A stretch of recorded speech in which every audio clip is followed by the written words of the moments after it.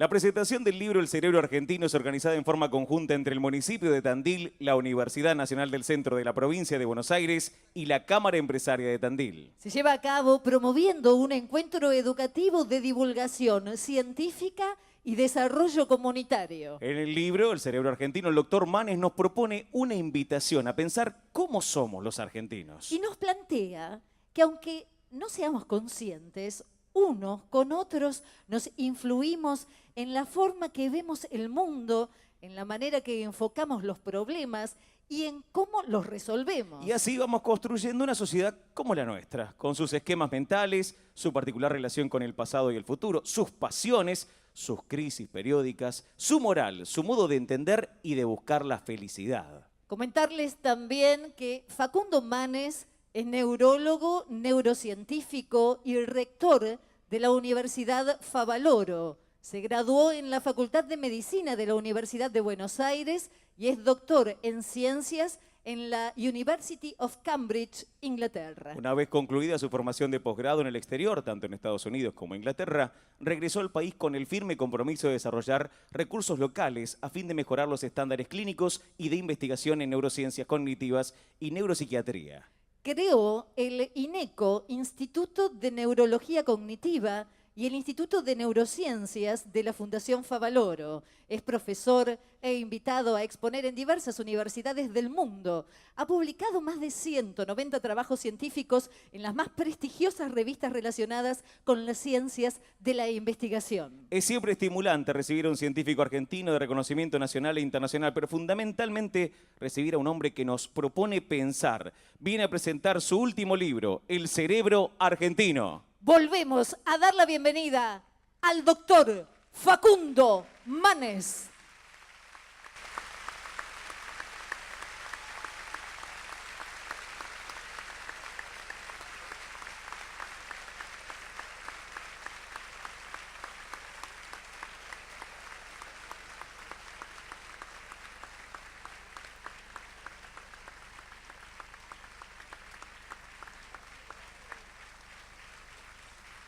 Gracias.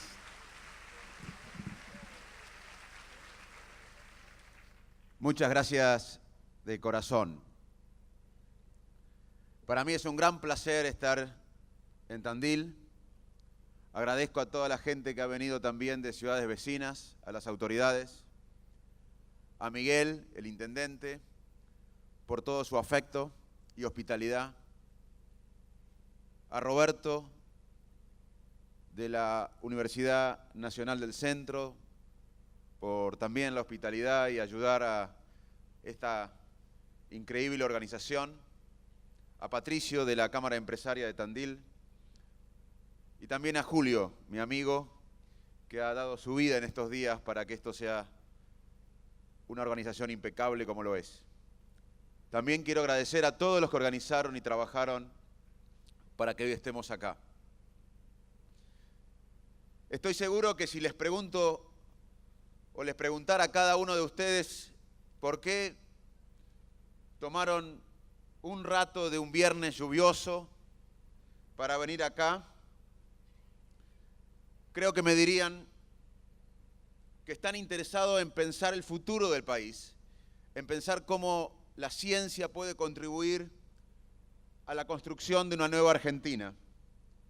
Otros me dirían que están interesados en cómo funciona el cerebro, en saber lo que sabe la ciencia sobre cómo funciona nuestra mente. Y la verdad que un viernes a la tarde lluvioso nos juntemos acá masivamente a pensar es muy estimulante y muy motivante. Y si me preguntaran a mí por qué estoy acá, por qué recorro cada rincón de mi país, más allá de mi trabajo como médico, como investigador, como docente, como emprendedor, ¿por qué trato de hablar con la mayor parte de los compatriotas posible, dialogar a través de las redes, escribir columnas, brindar algunos reportajes en la televisión? ¿Por qué hago este esfuerzo extra, quitándole tiempo a mi familia, a mis amigos? Porque tengo dos pasiones: el estudio del cerebro y la Argentina.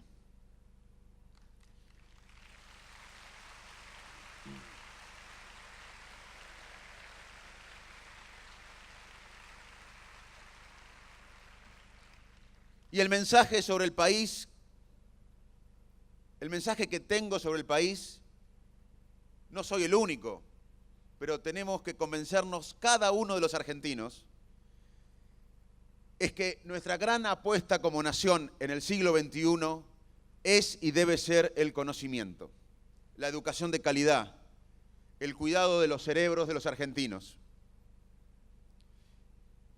Y el tema de la educación es muy personal para mí. El tema de la educación no es una frase hecha para mí. La educación transformó mi vida. Yo no nací en una élite, ni económica, ni social, ni cultural. Nací en un pueblo, o me crié en un pueblo del interior. En mi casa no faltaba nada, pero tampoco sobraba nada. Y la educación me abrió muchísimas puertas en mi vida. Pero sobre todo, la educación me dio la confianza para perseguir mis sueños.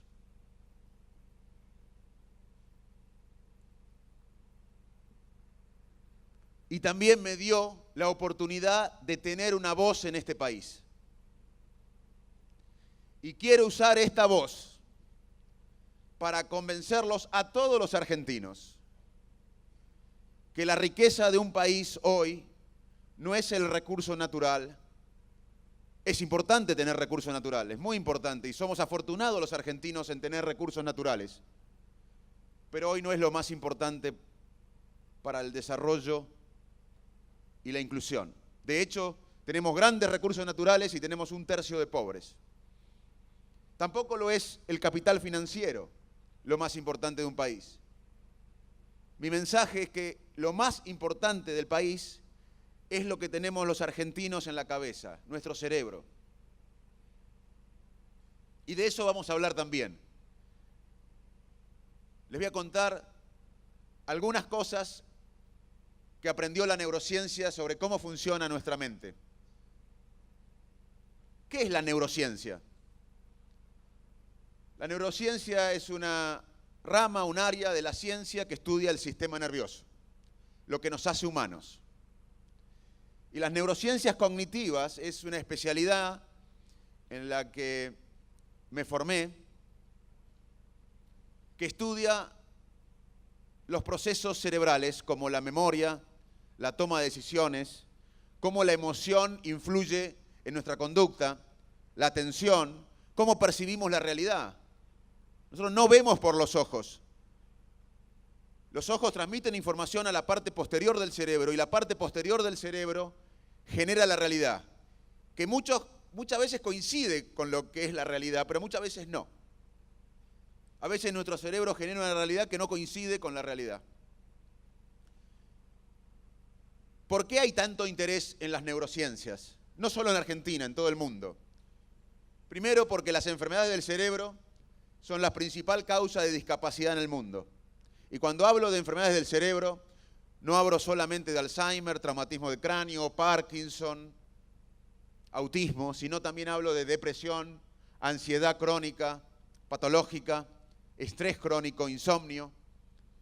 Y estas enfermedades muy prevalentes, más que el cáncer y la enfermedad cardiovascular, las enfermedades del cerebro son la principal causa de discapacidad, más que el cáncer y más que la enfermedad cardiovascular, afecta al entorno familiar, además del paciente, afecta al entorno familiar. Si el Alzheimer, el costo del Alzheimer fuera un país, sería el país número 18 en el mundo. Un país con un gasto mayor a Turquía.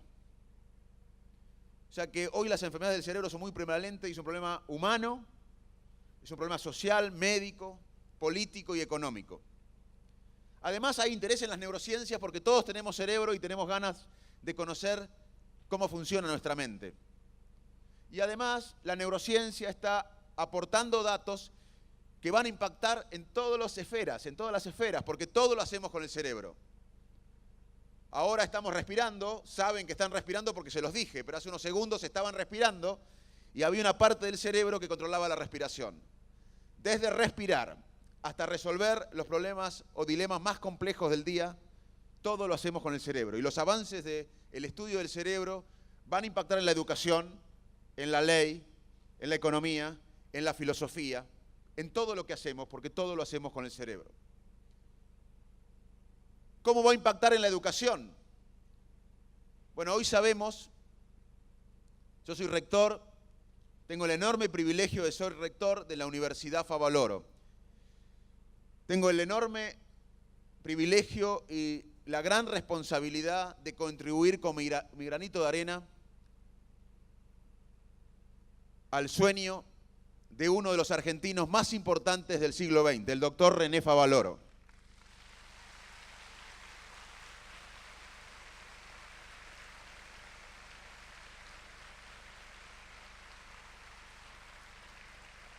Favaloro representa lo mejor de nuestro país.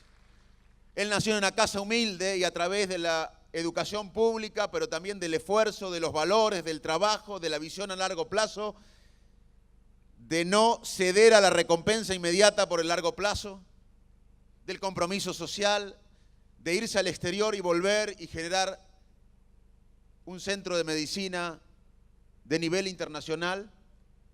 Favaloro representa lo mejor de nuestro país. Y sobre todo se los digo a los jóvenes que están acá, que quizás no conocen en detalle la importancia de este prócer. Necesitamos más Favaloros en la Argentina.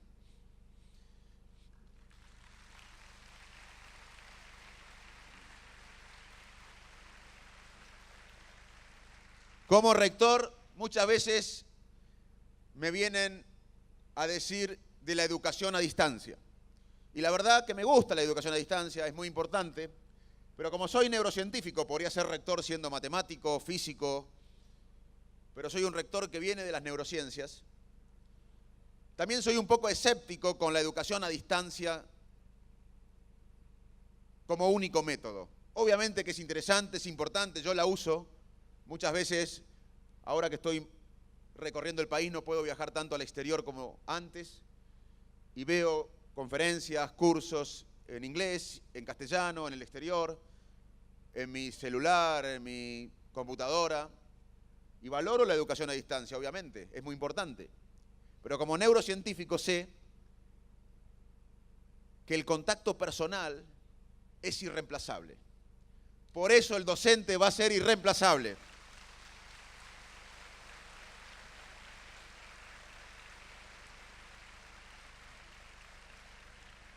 El contacto personal genera una motivación, genera una emoción que impacta en el aprendizaje.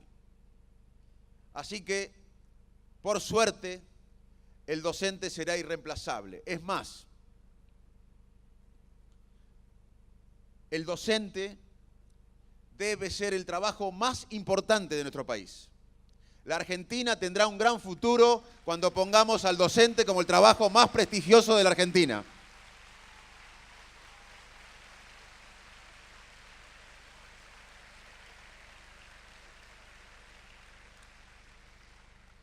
Los docentes forman a los futuros médicos, a los futuros investigadores, a los futuros abogados, jueces, a los futuros presidentes. ¿Qué trabajo es más importante que ese? Pero hemos dejado solos a los docentes, los hemos dejado solo en el principal trabajo del país. Tenemos que comprometernos como sociedad en la educación. No podemos dejar solos y mal pagos a los docentes de nuestro país. El docente, sin embargo, se va a tener que reinventar, porque cuando muchos de nosotros éramos chicos,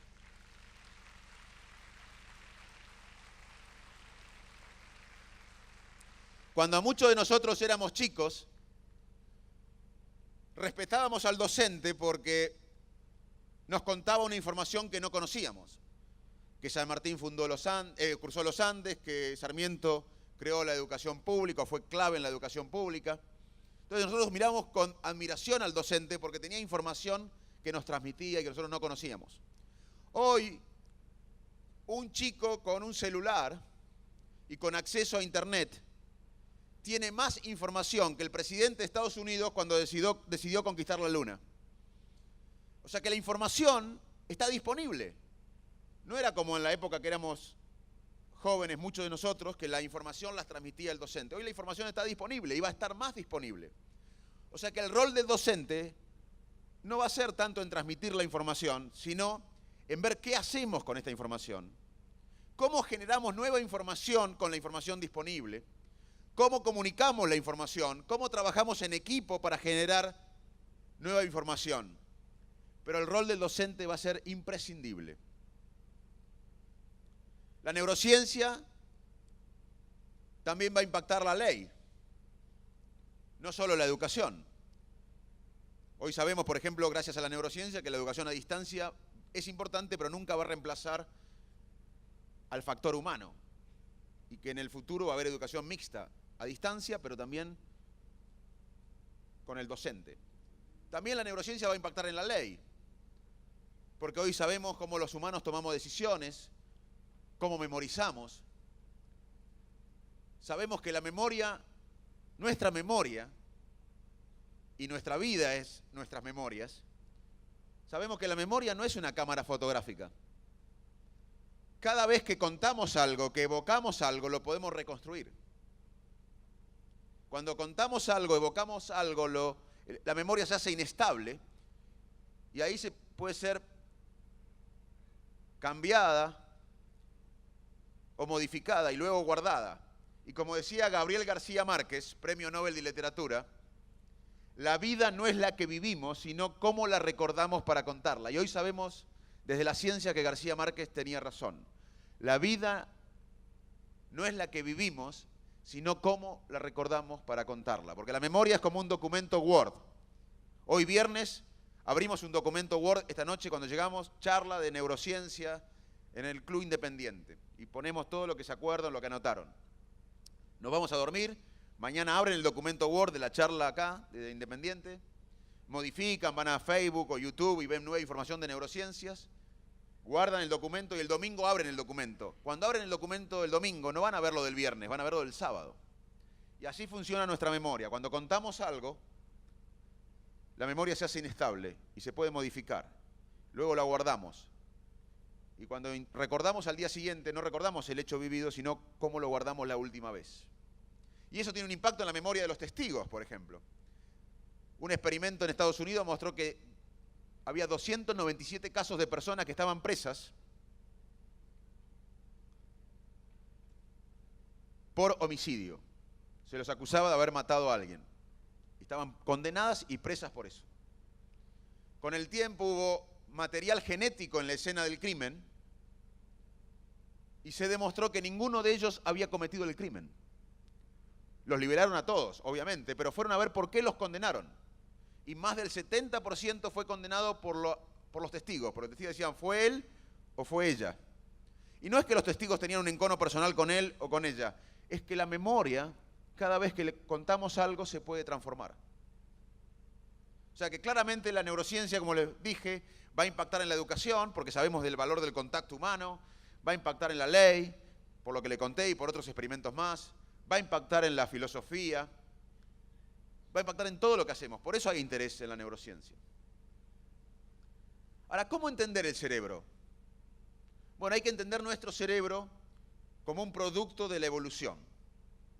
Nosotros genéticamente somos bastante similares a algunos chimpancés. Sin embargo, ninguna especie de chimpancés hace ciudades como Tandil, hace universidades como la del centro, hace club, estudia el cerebro. O sea, culturalmente somos muy diferentes a algunas especies de chimpancés con las cuales somos muy similares genéticamente. Entonces, ¿qué nos hizo humanos si genéticamente somos bastante similares, pero culturalmente somos totalmente diferentes? Incluso anatómicamente o neuroanatómicamente somos similares a otras especies. Hay circuitos del olfato, de la agresión, que en algunos animales están casi tan desarrollados como nosotros. ¿Qué nos hizo humanos entonces? ¿Por qué tenemos el cerebro que tenemos y que disfrutamos hoy? Por una evolución de miles de años.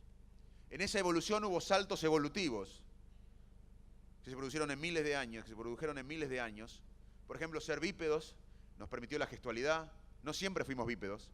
La aparición de la memoria, del lenguaje. Pero hubo un salto evolutivo clave que nos hizo humanos, que es el que se produjo a través de miles de años y fue la compleja interacción social que desarrolló nuestra especie. Nosotros somos seres sociales. Para entender el cerebro humano no se puede entenderlo aisladamente, hay que entenderlo en conexión con otros cerebros. Mi cerebro se está transformando al dar esta charla y el cerebro de ustedes se transforma al escucharme, aunque no les guste o les guste esta charla, no importa. Pero esta interacción está transformando nuestro cerebro. Hay miles de conexiones neuronales que se están produciendo en su cerebro y en mi cerebro. La especie humana, nuestra especie, en la evolución, en miles de años, desarrolló un complejo sistema social que para muchos investigadores fue clave en desarrollar el cerebro humano que hoy todos disfrutamos. Es tan importante lo social que si uno me pregunta a mí, Facundo, ¿cómo definirías al cerebro, el órgano más complejo del universo, el único órgano que intenta entenderse a sí mismo? Y yo lo definiría como un órgano social. Es tan importante estar conectados socialmente que sentirnos solos, aislados en forma crónica, nos mata. Sentirse solo crónicamente mata. La soledad crónica es un factor de mortalidad más importante que la obesidad y el alcoholismo. Y nadie cuando va al médico recibe la pregunta de si uno se siente solo o no.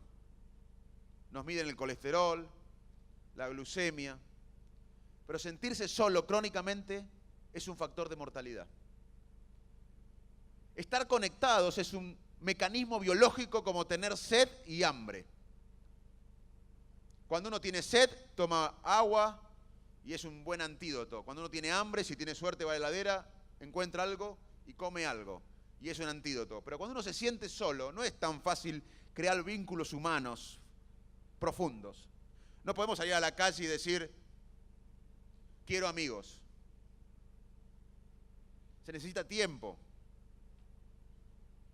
Se necesita empatía. La empatía es la capacidad que tenemos los humanos de imaginar qué piensa el otro y qué siente el otro. Si nos sentimos solos crónicamente no podemos ir a Facebook y buscar amigos. Es más, hay datos científicos que muestran que cuando nos sentimos mal y chequeamos Facebook, nos sentimos peor porque vemos al vecino que no queremos en Miami o al político que no nos gusta muy bien en las encuestas. Así que cuando se sientan mal, nunca chequeen Facebook. Solamente háganlo cuando estén bien, con la autoestima alta. El trabajo más largo de la psicología se lleva a cabo en Boston. Ya tiene varias décadas. Es más, murieron 3 directores del estudio y el estudio continúa. Estudiaron chicos que nacieron en ambientes vulnerables y chicos que nacieron en ambientes acomodados y lo siguieron por décadas. Y estudiaron qué nos da bienestar a los seres humanos. Y este estudio, el más largo de la psicología en la historia, encontró que ni la fama, ni el poder, ni lo económico, después de alcanzar lo básico para las necesidades básicas, ni la plata, nos dan bienestar. Lo que nos da bienestar son las relaciones humanas que hemos construido en la vida. Yo voy a sacar una foto porque es impresionante.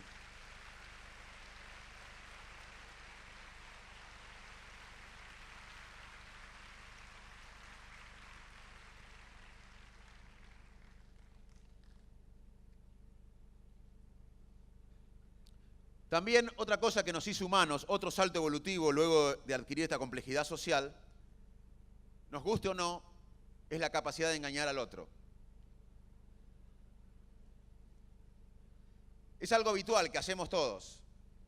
No siempre le comentamos al que está al lado lo que opinamos de él o de ella. la capacidad de engañarnos, guste o no, es una habilidad cognitiva como la memoria, como la toma de decisiones, como el lenguaje. De hecho, los autistas tienen lamentablemente una falla en engañar, son literales. Y también tenemos la capacidad los humanos de autoengañarnos. Somos muy buenos autoengañándonos. Pensamos que somos más lindos de lo que somos. Pensamos que somos más inteligentes de lo que somos. Pensamos que vamos a solucionar los problemas que nos presenta la realidad en forma más fácil de lo que la realidad ofrece realmente. Y está bien que sea así, porque es difícil vivir con la realidad. Realmente comprender lo que nos devuelve el espejo, saber que no somos tan inteligentes. Los que son bastante realistas son los depresivos. Hay un realismo depresivo, así que cuando vean a alguien muy realista, sospechen si no necesita un psiquiatra.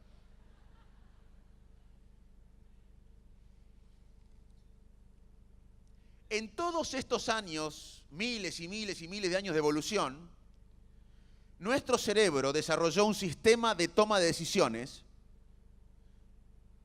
que usamos la mayor parte del día, que es automático, no consciente, guiado por la emoción del momento, también por experiencias previas, emociones previas y aprendizajes previos.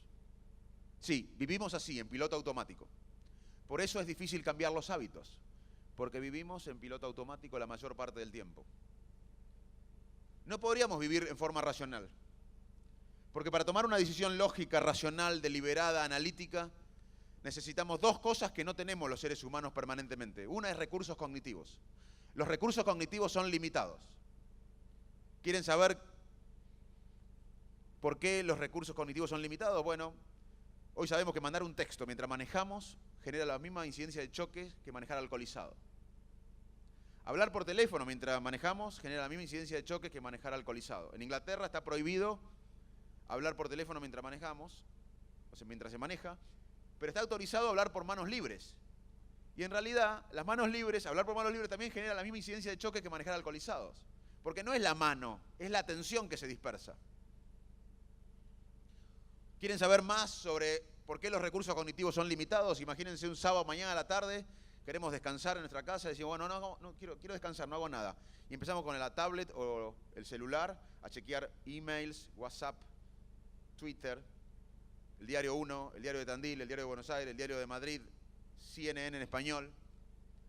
Volvemos al mail, volvemos al Twitter, volvemos al mensaje de texto. A la media hora estamos agotados. ¿Cómo? ¿No hicimos nada? Sí. Y agotamos los recursos cognitivos. Para tomar una decisión lógica, analítica, deliberada, racional, necesitamos recursos cognitivos que son limitados. O sea, no podemos vivir tomando decisiones racionales. Ahora el intendente Miguel me está mirando a mí, o está mirando la foto, o está mirando la tapa del libro. ¿Está pensando qué estoy diciendo o está pensando qué va a comer esta noche? La vida es tomar decisiones. No podemos racionalizar todo. Entonces vivimos en forma automática, mucho más de lo que pensamos. A veces somos racionales. Obviamente tenemos un sistema de toma de decisiones lógico, analítico, racional, deliberado. Pero lo usamos muy pocas veces en el día. Porque necesitamos recursos cognitivos y también necesitamos para una decisión analítica, lógica, racional, conocer el porcentaje de riesgo y beneficio de las opciones. Y no sabemos cuáles son los porcentajes de riesgo y beneficio de mirar a alguien y no mirar a otro, de enamorarnos de alguien y no de otro, de casarnos con alguien y no de otro. La mayor parte del día la realidad no nos ofrece el porcentaje de riesgo y beneficio de cada opción para analizarlo lógicamente.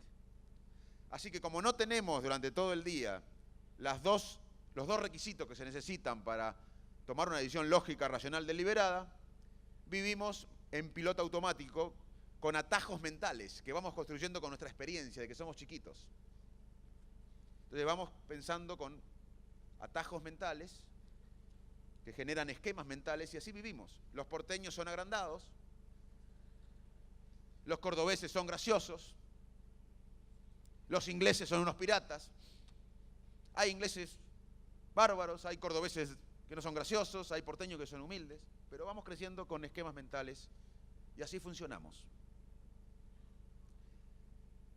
La gente que nos rodea, nuestros compañeros de trabajo, de partido político, de club, de barrio, incide en la manera que sentimos, pensamos y decidimos, también generando estos esquemas mentales. Oh, los de la zona sur, los de la zona norte son así, los de este barrio son así, o somos así, o nuestro partido político tenemos la verdad.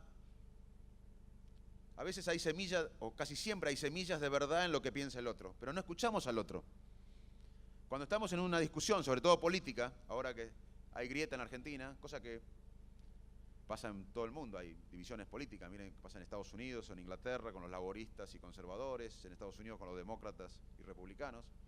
Pero cuando discutimos sobre política con alguien, mientras habla el otro, nosotros no lo escuchamos.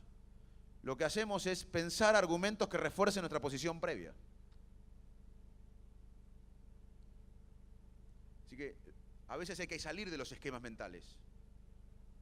Hay que tratar de pensar, aprender del otro, pensar que el otro, aunque opine distinto que nosotros, tiene una semilla de verdad. Y eso es lo que hacen los grupos que funcionan mejor y las sociedades que funcionan mejor. Buscan puntos de encuentro, más allá de las diferencias. Y eso es lo que tenemos que hacer los argentinos.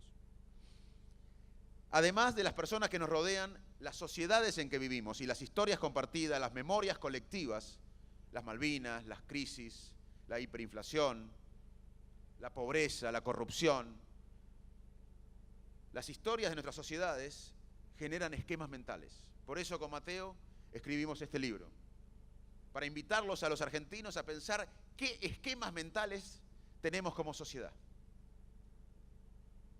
No tenemos la verdad nosotros de cuáles son los esquemas mentales. Sugerimos algunos. Somos muy buenos los argentinos para ser solidarios con lo que vemos. En una inundación, yo me acuerdo cuando era parte del centro de estudiantes en mi colegio en Salto, que hubo una inundación en Entre Ríos, íbamos a los barrios más humildes, sobre todo nos daban más ayuda económica para mandar a Entre Ríos. Todos los argentinos nos movilizamos cuando vemos el dolor del otro, somos muy buenos en eso. Y quizás un noruego, un sueco, decimos, es más frío. Pero lo que hace el noruego y el sueco es no permitir la corrupción, exigir obra pública para que las inundaciones no ocurran.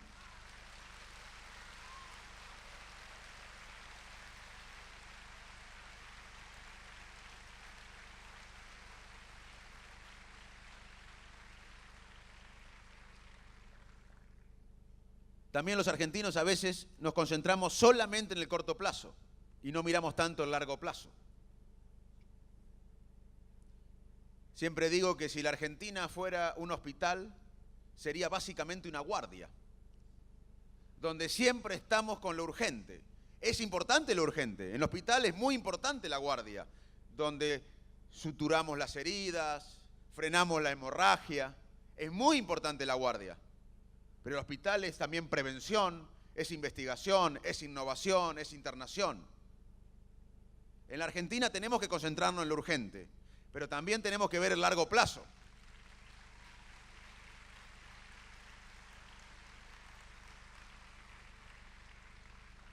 Y no tenemos que ir a Noruega ni a Suecia para ver países que pensaron en el largo plazo. Acá tuvimos políticas de Estado que pensaron en el largo plazo. No tenemos que envidiar a ningún vecino, ni a un país europeo o a Estados Unidos. Acá, en algún momento, logramos la independencia de la Argentina.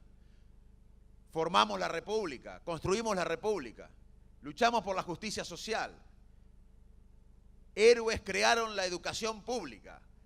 Cuando la generación de argentinos que creó la educación pública vivía en este país, esta sociedad tenía casi el 80% de analfabetos. Argentina, en 1869, tenía 78% de analfabetos.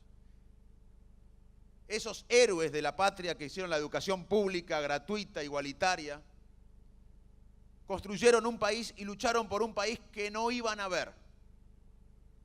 Y en 1947, cuando muchos de ellos estaban muertos, o la mayoría estaban muertos, o todos estaban muertos, Argentina tenía menos analfabetos en 1947 que España e Italia, 13%. Así que acá tuvimos políticas de Estado que miraron el largo plazo. La última fue la democracia. La última fue la democracia. En el 83, toda la sociedad argentina, peronistas, radicales, de derecha, de izquierda, pobres, ricos, todos exigimos democracia y todavía la cuidamos. Y tenemos democracia. No es perfecta, pero tenemos democracia. Yo aspiro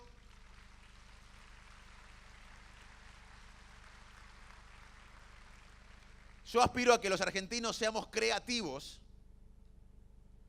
para más allá de las diferencias, que como dije son normales. En todos los países hay diferencias políticas, hay grietas. Los argentinos tendemos a pensar que nuestros problemas son únicos. Miren Estados Unidos, están los republicanos y los demócratas, son dos países totalmente diferentes, o en otros países del mundo también. Si nosotros que estamos acá revisamos el pasado, seguramente tenemos diferencias, y está bien que así sea. Es lógico tener diferencias sobre la historia. Y también es lógico y es razonable tener diferencias sobre el presente. No tenemos que asustarnos por eso. Pero los países desarrollados, justos e inclusivos, son los países que, más allá de sus diferencias sobre el pasado y sobre el presente, logran tener varias políticas de Estado para el bien común. Fíjense si en la Argentina no podemos tener un nuevo paradigma, como nos unió el 83 la democracia.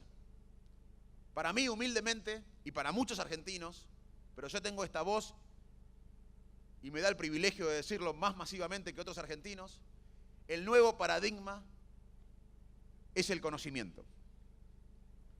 La educación, la creatividad, la innovación, la ciencia, las habilidades cognitivas, emocionales y sociales son y serán mucho más en el futuro la frontera que separe a los países ricos de los países pobres.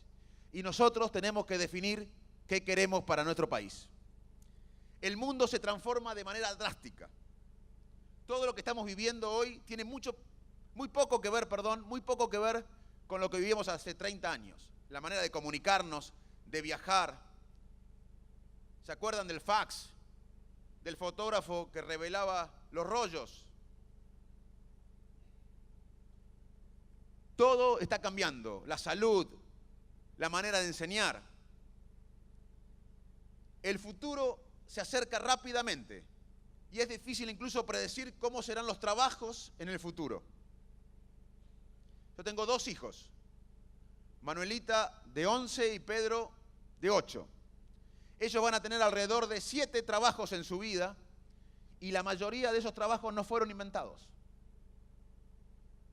Yo no puedo preparar a mis hijos, y cuando digo mis hijos, son todos los hijos de los argentinos. Mis hijos son los jóvenes de los argentinos, son todos los jóvenes argentinos. No podemos preparar a nuestros hijos para trabajos que no se crearon, porque no sabemos cuáles van a ser.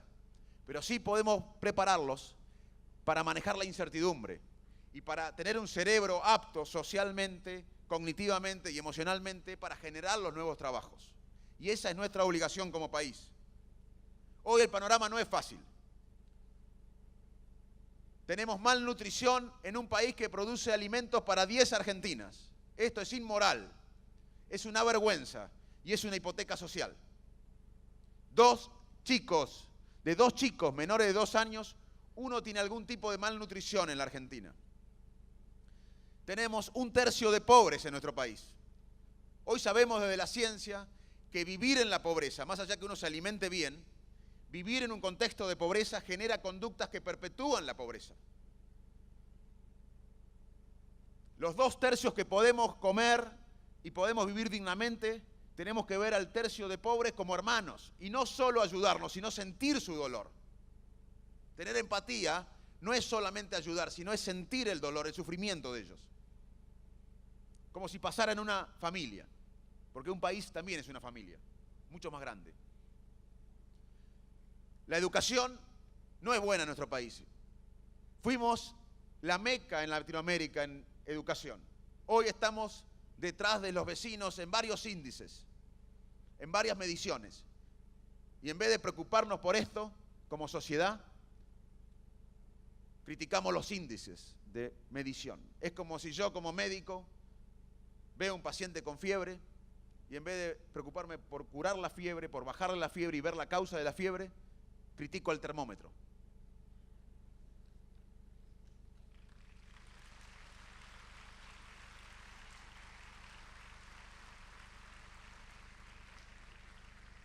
De 100 chicos que entran a la primaria en la Argentina, se reciben en la secundaria alrededor de 40.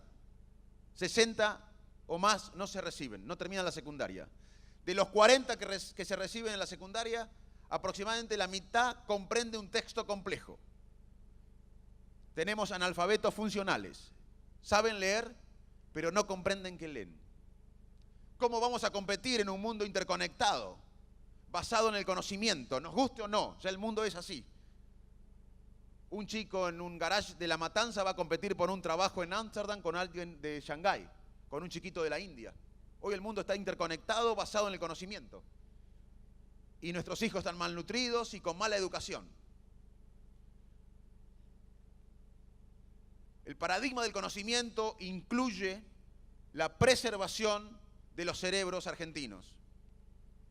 El capital emocional, cognitivo y social para desarrollar la potencialidad de cada uno de nosotros. También incluye generar educación de calidad. Y la sociedad tiene que comprometerse. No podemos relegar la educación en servidores públicos transitorios. Por más que sea honesto un político, por más que sea responsable, por más que sea capaz, y yo creo que hay muchos políticos honestos, capaces y responsables, no podemos responsabilizar a ellos solamente por la educación. La educación es el problema de toda la sociedad. Y como exigimos democracia y cuidamos la democracia, y no la logró un dirigente político, aunque todos sabemos que Raúl Alfonsín la representó muy bien, no la logró él, la sociedad argentina logró la democracia y la cuidamos todos.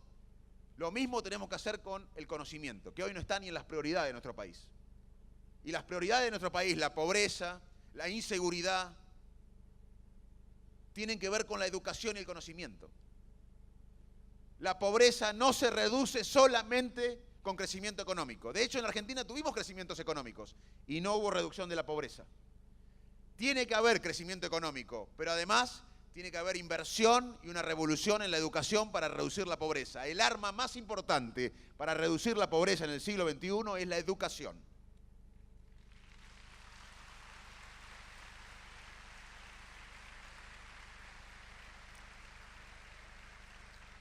Además, el paradigma del conocimiento incluye la infraestructura e incluye el otro pilar, el cuarto pilar para el desarrollo de un país inclusivo. Instituciones fuertes, sólidas y transparentes. Y también tienen que ver con la educación. ¿Cuáles son los 4 pilares del paraguas del conocimiento, de esta nueva inspiración, de este nuevo clima de época que desesperadamente necesitamos como sociedad? Porque los seres humanos necesitamos un propósito en la vida y las sociedades también necesitan un propósito en la vida. No puede ser que nuestro propósito sea bajar la inflación. Yo aspiro a un país cuya meta, cuyo proyecto sea mucho más que bajar la inflación. Aspiro a un país sin desnutrición infantil, con educación de calidad, la mejor de América Latina, con instituciones sólidas, transparentes, con cero tolerancia a la corrupción y con una infraestructura moderna.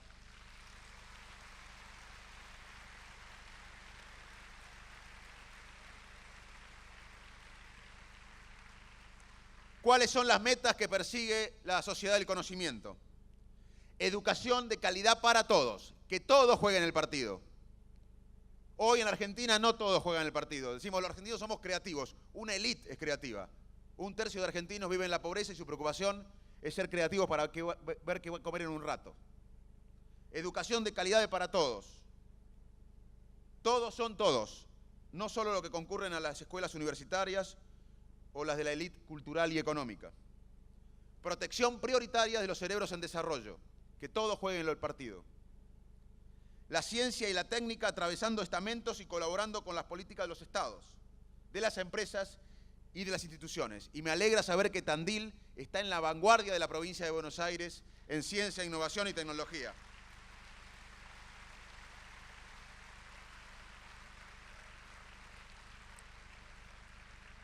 Otro pilar de la sociedad del conocimiento es la innovación en el corazón de la inversión productiva. La tecnología como herramienta aliada sin descuidar el factor humano, el cuidado del medio ambiente y establecer políticas a largo plazo, salir de la miopía del futuro en la que estamos. Por eso creo que el capital mental o el recurso humano es lo más importante del país.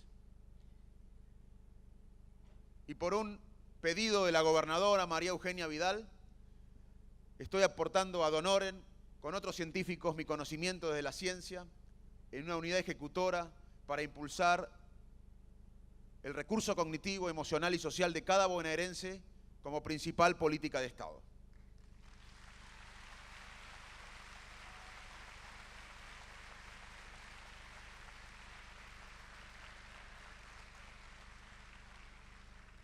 Lo sabemos, pero debemos repetirlo en cada lugar que podemos. La educación es el verdadero pilar para la igualdad de oportunidades y para el crecimiento de un país. La inversión en conocimiento, en nuevas ideas, en la educación, investigación científica y tecnológica, incluye y crea trabajos. No se trata de un lujo de los países desarrollados. Los países desarrollados se desarrollaron por la inversión en el capital humano, en la educación, en ciencia, innovación y tecnología.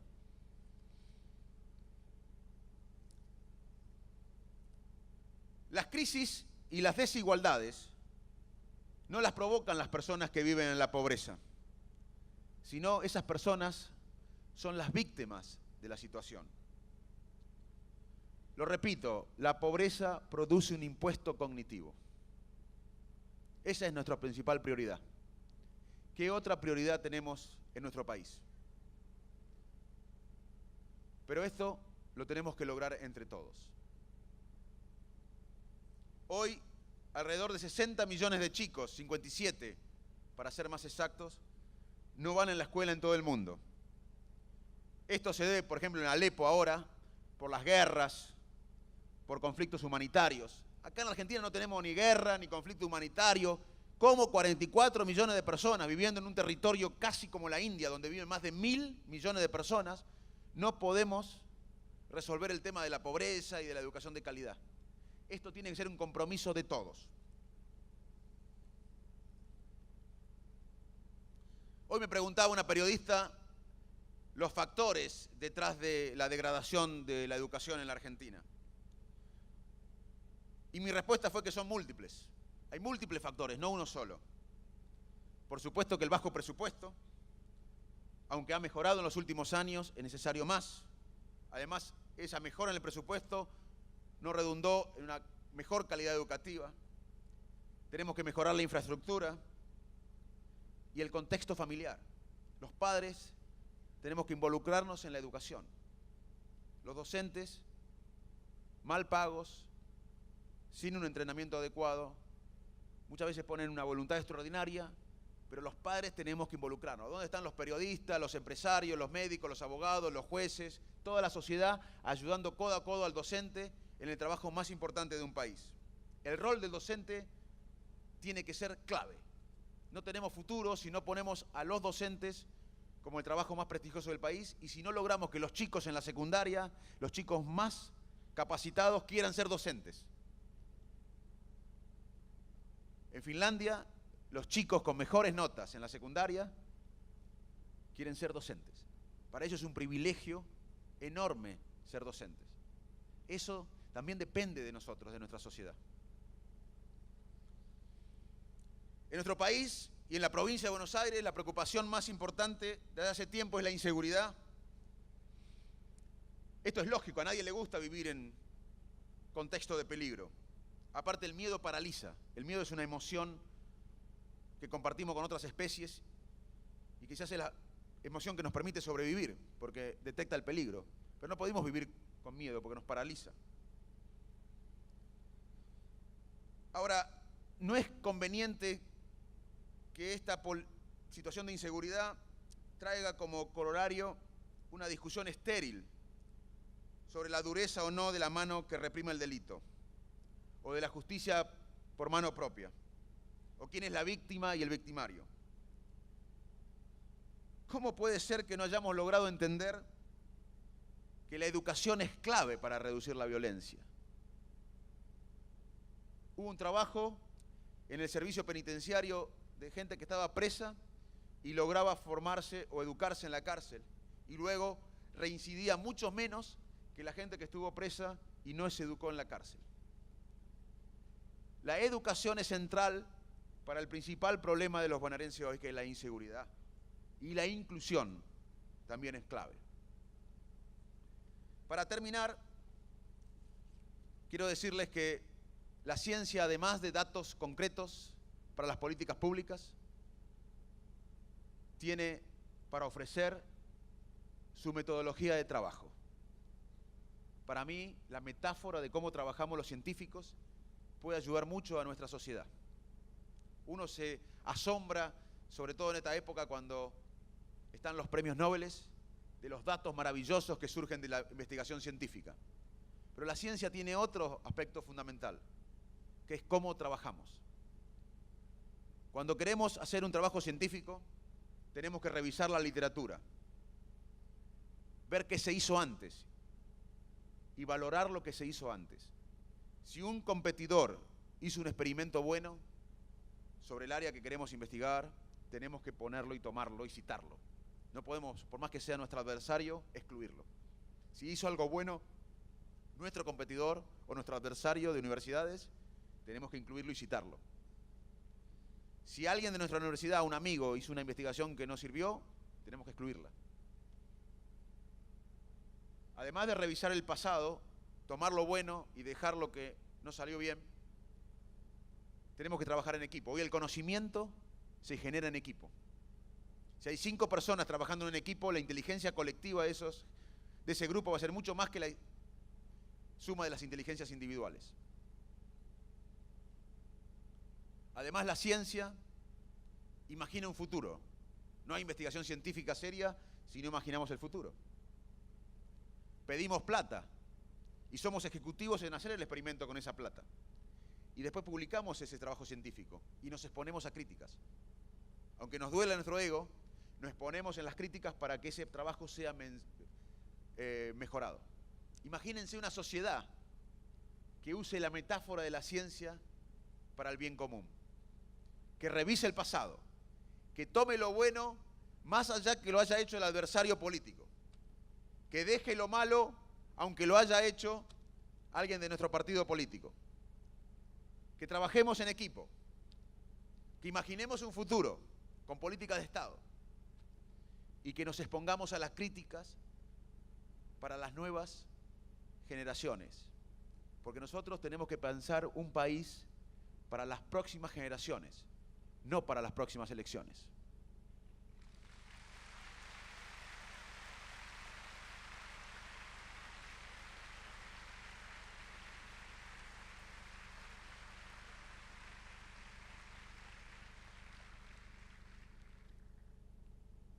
Hay 3 factores que predicen el éxito de un equipo.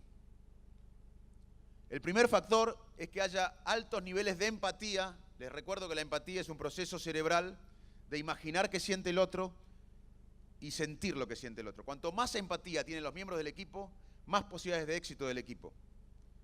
El segundo factor que predice el éxito del equipo es que haya varias voces dominantes en los equipos. Obviamente que tiene que haber un líder. Como en una orquesta, el director de orquesta, el líder es el que ausculta el grupo, el que representa el grupo. La psicología moderna nos muestra que ya no existe más el líder verticalista, autoritario, feudal. Hoy el líder tiene que representar al grupo, auscultar al grupo, potenciar al grupo, articular al grupo, como lo hace el director de la orquesta. El líder tiene que además imaginar el futuro. No hay liderazgo si uno no imagina el futuro. Si no potencia el equipo, ausculta el equipo. Y además, el líder tiene que estar dispuesto a abandonar el confort. Aunque no se pierda el confort, el líder tiene que estar dispuesto a abandonar el confort del momento.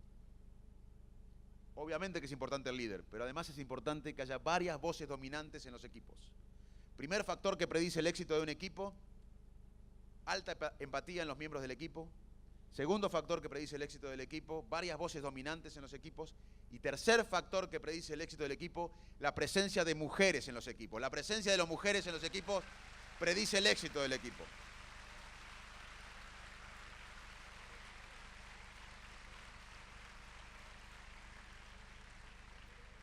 Las mujeres procesan la emoción y la empatía de una manera diferente al hombre y le da un beneficio increíble al equipo. Por suerte, una de las tendencias sociales por los próximos siglos va a ser el involucramiento de la mujer cada vez más en la sociedad, con más poder y más influencia. Eso es muy importante porque la mujer procesa la emoción, repito, en forma diferente al hombre y produce beneficios para el trabajo en equipo. Por último, quiero hablarles de un experimento sobre el bien común, para que vean cómo las sociedades no la cambian los políticos, sino las sociedades. En un juego que se llama Juego del Bien Común hay un administrador y hay 10 jugadores. El administrador le da 1000 pesos a cada jugador y les dice, apuesten a un pozo secreto. Yo solamente voy a ver lo que apuestan. Ustedes no van a conocer lo que apuesta el otro. Y yo voy a duplicar la oferta económica. Si ustedes ponen 1000, yo voy a poner 1000 más y se llevan el doble de lo que pusieron, o el equivalente a lo que pusieron, perdón, y después se reparten entre todos. 9 dicen, bueno, tengo 1000 pesos, apuesto 1000, voy a ganar 1000 más y después lo repartimos entre todos. Pero uno tiene viveza criolla. Se queda con 500 y dice, bueno, pongo 500, total me van a duplicar los 500 y además gano de lo que pongan los demás. Pero los demás se dan cuenta que no reciben la repartija el equivalente a la distribución de 10.000. Entonces saben que uno pone menos. Y ese pensamiento egoísta, individual, ¿saben qué hace? Contagia al resto. A lo largo del juego la mayoría empieza poniendo menos. Si en una sociedad toleramos la corrupción y no pensamos en el bien común, eso contagia. Los argentinos tenemos que volver a acatar las reglas de premiar al honesto, al trabajador, al que sueña en el largo plazo y en el bien común. Y aunque todo esto puede sonar como lindo o como buenas intenciones, les repito que acá lo hicimos. Acá la educación pública se creó en un contexto peor al que tenemos hoy. Y esa patriada cambió la Argentina. Así que yo soy optimista. Porque, y con esto termino, como le dijo Borges, Jorge Luis Borges al presidente Alfonsín en los albores de la democracia, los argentinos, Borges le dice a Alfonsín, señor presidente, los argentinos no solo tenemos el derecho, sino el deber de la esperanza. Muchas gracias.